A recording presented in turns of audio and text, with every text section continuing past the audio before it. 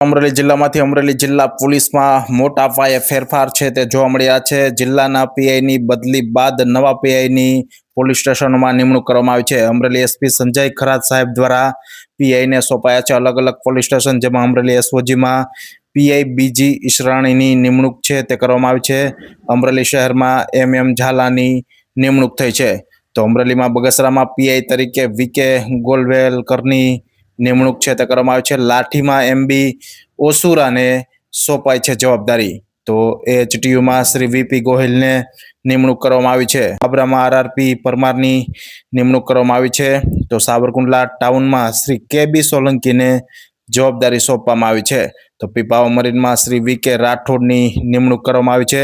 દામનગરમાં NG જાડેજાને PI તરીકે charge સોંપાયો છે। તો મહિલા યુનિટમાં જે.આર. ભાસ્કરને જવાબદારી સોંપવામાં આવી છે। અમરેલી જિલ્લામાં 10 પોલીસ સ્ટેશનમાં બદલીમાં આવેલા નવા પીઆઈની નિમણૂક કરવામાં આવી છે।